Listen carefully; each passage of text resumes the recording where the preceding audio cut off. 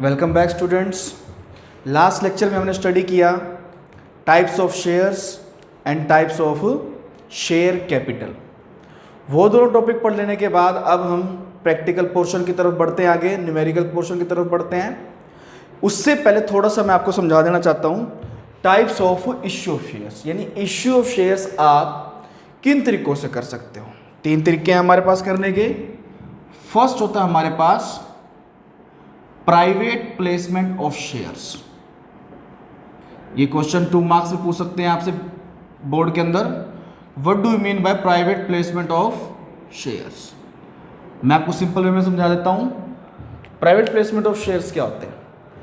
Private place of shares का मतलब होता है कि जब कंपनी शेयर्स को इश्यू किस तरीके से करती है, प्राइवेटली तरीके से। प्राइवेटली तरीके का मतलब यहां पर है friends, relatives, financial institutions like ICICI और LIC और GIC, इन ग्रुप्स को शेयर बेचती है अपने या अपने फ्रेंड्स, रिलेटिव्स। यानी जब कंपनी को ये श्योरिटी होती है कि मुझे मार्केट में जाने की जरूरत नहीं है, मेरे पास खुद ही मेरे पर्सनल लिंक इतने हैं कि मैं पैसा क्या कर लूंगा, खुद ही रेज कर लूंगा, खुद ही पैसा आ जाएगा मेरे पास। जो वेल रेप्यूटेड कंपनीज होती हैं तो वो अपने कई बार शेयर, नॉट एवरी टाइम, कई बार क्या करती हैं, अपने शेयर प्राइवेटली तरीके से इशू कर देती है। इस तरीके से क्या होता है, कंपनी के पास पैसे भी आ जाते हैं और कंपनी को प्रोस्पेक्टस छापने की ज़रूरत भी नहीं होती। प्रोस्पेक्टस भी नहीं छपेगा, खर्चा भी नहीं होगा और काफ़ी फॉर्मेलिटीज़ होती हैं जो कंपनी की बच जाती हैं। तो आप क्या लिखेंगे, प्राइवेट प्लेसमेंट ऑफ शेयर्स, यानी जब company financial institution like ICICI, LIC, GIC उनको शेयर दे देती है, फ्रेंड्स रिलेटिव से पैसा इकट्ठा कर लेती है। दूसरा होता है हमारे पास consideration other than cash.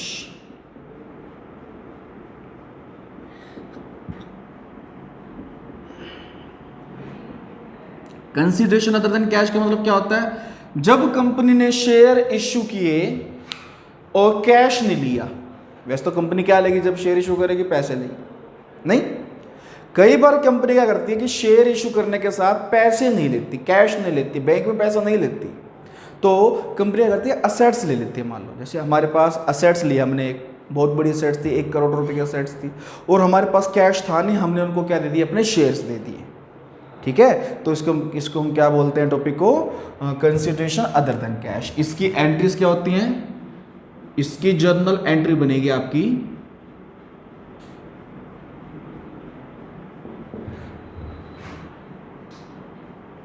Sundry assets account debit to share capital account. Share capital account का मतलब शेयर गए और सन्ड्री असेट्स हमारे पास आए, तो इसकी ये जर्नल एंट्री बन जाएगी, है ना। पहले तो क्या लिखेंगे हम, assets account debit to vendor, फिर vendor account debit to share capital. मैंने कंबाइंड एंट्री कर दी, assets account debit to share capital, assets आई, शेयर कैपिटल आई। थर्ड पॉइंट में क्या करेंगे हम, public subscription of share. Public subscription of shares का मतलब क्या होता है कि जब कंपनी अपने शेयर्स किसको इश्यू करती है, पब्लिक को, जनता को। तो जब भी कंपनी अपने शेयर्स पब्लिक को, जनता को आमंत्रित करेगी, उस केस में क्या करना चाहिए आपको, 4 स्टेप्स को फॉलो करना पड़ता है। सबसे पहले क्या करना पड़ेगा उसके अंदर,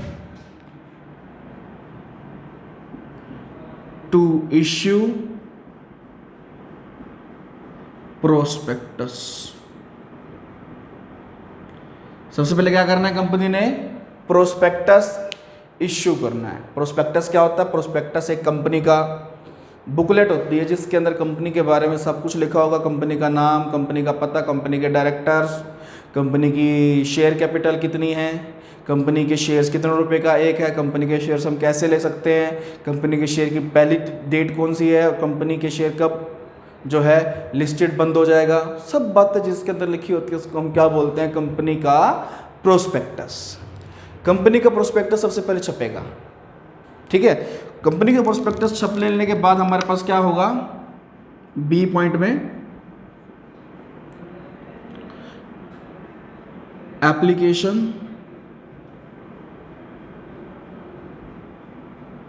रिसीव। जैसे ही आपने प्रोस्पेक्टस छापा आपके पास एप्लीकेशंस आनी शुरू हो जाएंगी। एप्लीकेशंस का मीन्स ये है कि जैसे हमारे पास हमने शेयर देना चाह रहे हैं तो आप अप्लाई करो। आपने अप्लाई कर दिया कि सर मैं 1000 शेयर लेने के लिए तैयार हूँ और इस रेट पे लेने के लिए मैं तैयार हूँ। तो जैसे ही आप एप्लीकेशन भेजोगे आपको साथ में एप्लीकेशन मनी भी भेजनी है। एप्लीकेशन मनी कितनी भी हो सकती है, जैसे मान लो 10 रुपये का शेयर है तो 3 रुपये एप्लीकेशन मनी है। आपने 1000 शेयर लेने हैं तो 1000 इंटू 3000 रुपये आप कंपनी के पास भेज दो। अब जो ये पैसा है कंपनी के पास डायरेक्टली नहीं जाएगा, कंपनी के बैंक अकाउंट में जाएगा और बैंक का नाम कंपनी के प्रोस्पेक्टस में लिखा होगा भी हमारा बैंक ये है, हमारे बैंक का एड्रेस ये है, बैंक का नाम ये है, बैंक का IFSC कोड ये है, बैंक का ये कोड नंबर है, आप इस बैंक में क्या भेज दो, हमारे पैसे भेज दो। आप ऐसे भेज दोगे। पैसे कहाँ गए?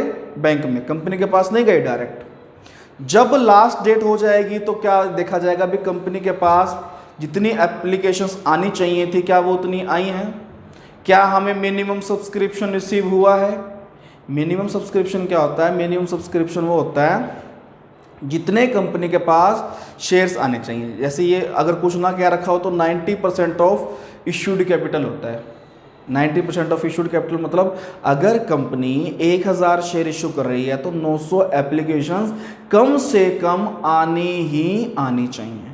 900 एप्लीकेशन नहीं आएंगे तो कंपनी शेयर इशू नहीं करेगी। क्यों? मिनिमम सब्सक्रिप्शन पैसा कंपनी क्यों यूज़ करती है?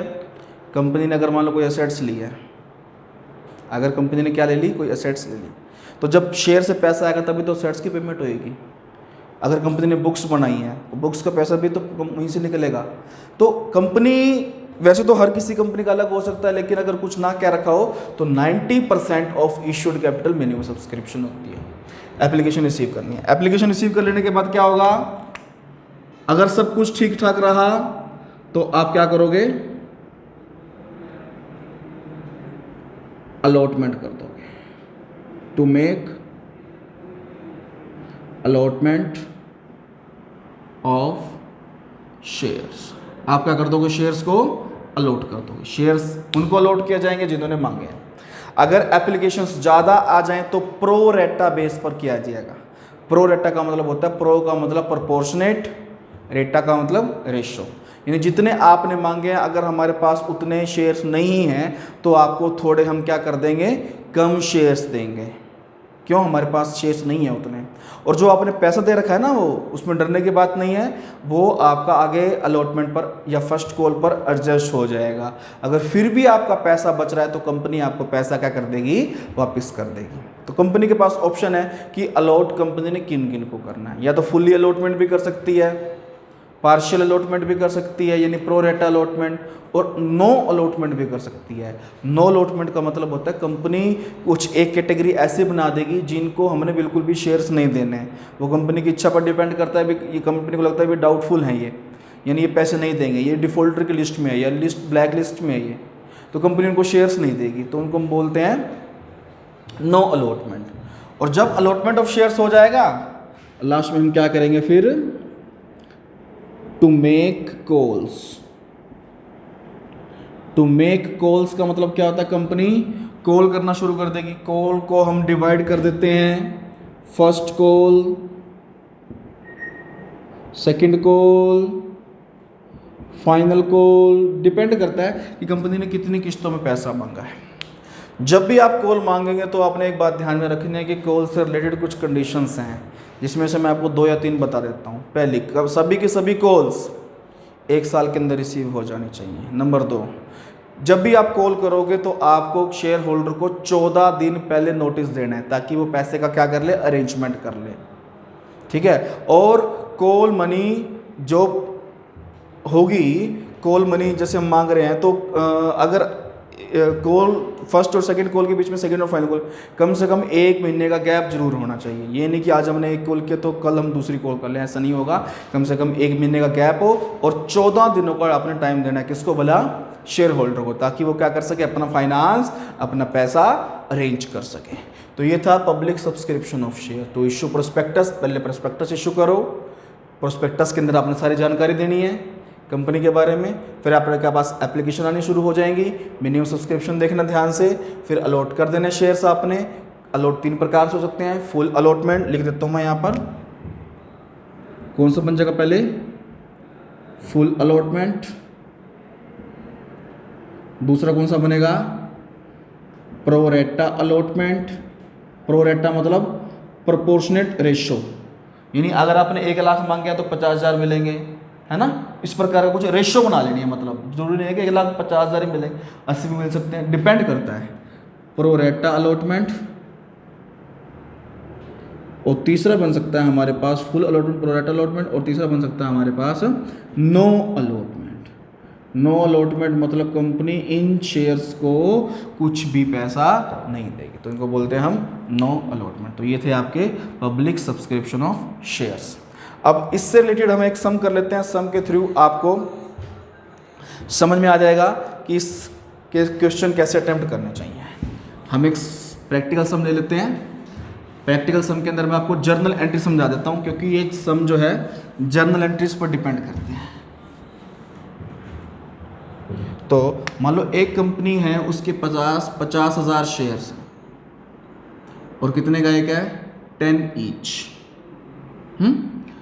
कंपनी ने कैसे पैसे मांगे, एप्लीकेशन पर 3, अलॉटमेंट पर 2, फर्स्ट कॉल 3 एंड फाइनल 2, बन के टोटल 10।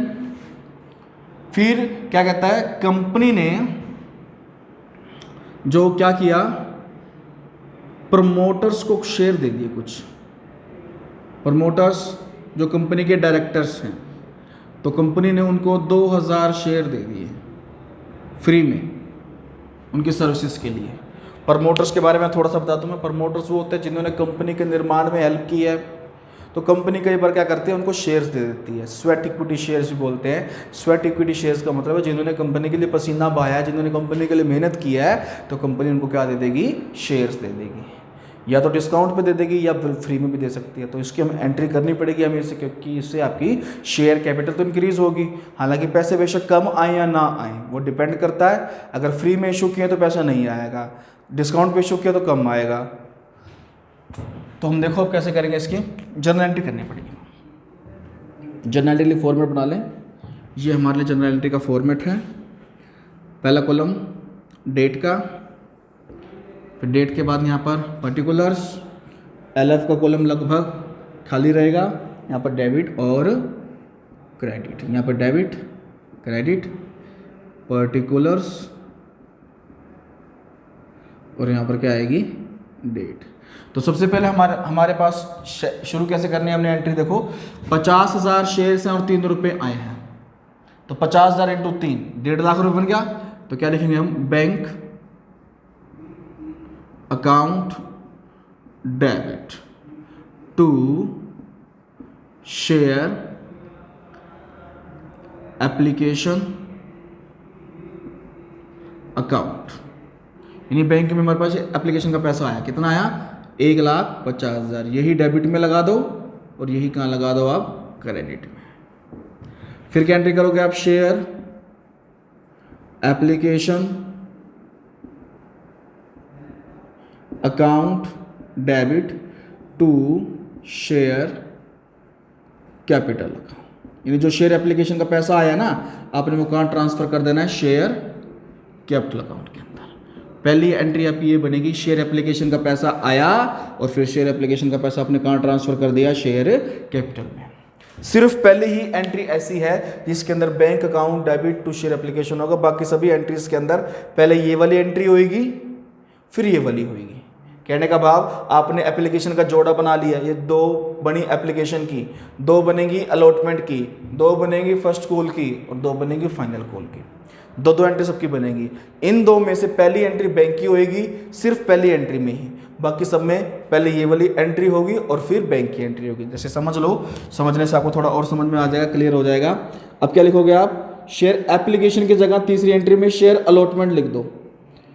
ये आपने अलॉटमेंट का मनी ड्यू कर दिया, share allotment account debit to का कर दोगे share capital account.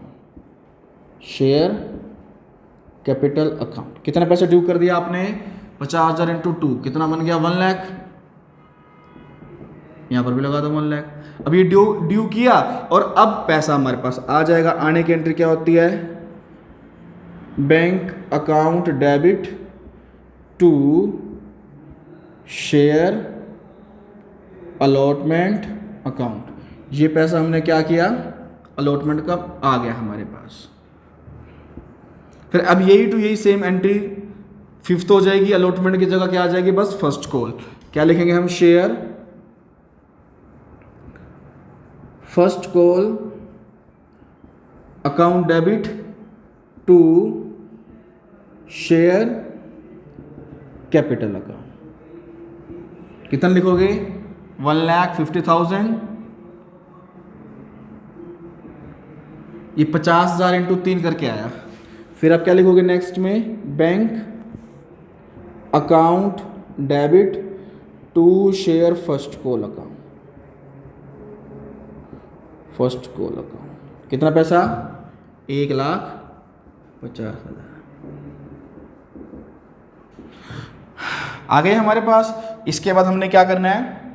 First call होगी, फाइनल कॉल मांगेंगे। अब यहां पर फाइनल कॉल बना लेते हैं हम। ये बना लिया हमने फाइनल कॉल। तो कैसे बनाएंगे? 50,000 into 2 share final call account debit to share capital account. कितना पैसा मांगोगे आप? 1 लाख। फिर आप क्या लिखोगे? Bank account debit to share final को। ये पैसा आपने मांग लिया और ये पैसा आपके पास आ गया। यानी आप ध्यान से देखें तो आपके पास एप्लीकेशन की, अलॉटमेंट की, फर्स्ट कॉल की, फाइनल कॉल की, हर की 2-2 एंट्री बन गई। ये तो हो गया अपना सारा। फिर अपने प्रमोटर्स को भी शेयर दिए हैं। जो प्रमोटर को हमने शेयर दिए हैं फ्री में दिए हैं, मान लो सब में क्या रहेगा? फ्री में दिए हैं, तो उसको हम क्या बोलते हैं? Incorporation cost. आई रिपीट, जो प्रमोटर्स को हमने शेयर्स फ्री में दिए उनको हम क्या बोलते हैं? इनकॉर्पोरेशन कॉस्ट, यानी निगमित करने की लागतें हिंदी में अगर मैं बताऊं तो इसकी एंट्री क्या बनेगी? Incorporation cost account debit, incorporation cost account debit to share capital account. Share capital कहाँ आ गई? क्रेडिट में आ गई, क्योंकि शेयर गए ना हमारे पास से शेयर्स। तो हमारे पास यहाँ क्या लगा देंगे हम? 2,000 शेयर्स हैं और 10 रुपये का एक है, तो कितने बन जाएंगे यहाँ पर? 20,000 शेयर। ये आपकी बन गई जर्नल एंट्रीज। तो इनकॉर्पोरेशन कॉस्ट की एंट्री भी आपने छोड़नी नहीं है, प्रमोटर्स की वो भी जरूर करनी है। अब जो ये हमने शेयर इशू करे हैं ना, ये 3 टाइप से हो सकते हैं। At par. एट पार का मतलब क्या है? अगर 10 का शेयर हमने कितने में बेच दिया? 10 में। दूसरा क्या हो सकता है हमारे पास? At premium. एट प्रीमियम का मतलब क्या होता है? 10 का शेयर हमने कितने में बेचा? 12 में। यानी जितना कि उसकी फेस वैल्यू उससे अगर हमने ज़्यादा में बेचा हो उसको हम बोलते हैं एट प्रीमियम। और थर्ड हो सकता है हमारे पास एट डिस्काउंट। डिस्काउंट का मतलब क्या होता है? 10 का शेयर हमने कितने में बेचा? 9 में। लेकिन ये अब अप्लाई नहीं होता। कंपनी ने शेयर को डिस्काउंट पर इश्यू करने से पाबंदी लगा दी है। कंपनी कहती है शेयर इशू डिस्काउंट पर नहीं हो सकते। सिर्फ एक्सेप्शन है sweat equity shares. Sweat equity shares तो कंपनी, यानी जो कंपनी ने अपने एम्प्लॉइज़ को देने हैं, डायरेक्टर्स को देने हैं, प्रमोटर्स को देने हैं। आई रिपीट, जो कंपनी ने अपने एम्प्लॉइज़ को देने हैं, डायरेक्टर्स को देने हैं और एम्प्लॉइज़ डायरेक्टर को देने हैं, वो तो शेयर कंपनी क्या करती है? डिस्काउंट पर इशू कर सकती है। बाकी पब्लिक के लिए कंपनी शेयर डिस्काउंट पर इशू नहीं कर सकती। और जो ये टॉपिक था ये हमारा कौन सा था वाला? एट पार पे। जब हमने 10 वाला शेयर कितने में बेचा है? 10 रुपये में। तो ये था आपका एक न्यूमेरिकल। इसको अपने ध्यान से पढ़ लेना। एंट्रीज वही हैं, यही 8 एंट्री आपको बार बार आएंगी, बस कुछ थोड़ा थोड़ा चेंज होगा, वो मैं आपको साथ के साथ बताता रहूँगा। अभी आपने इतना तैयार कर लेना है। Thank you.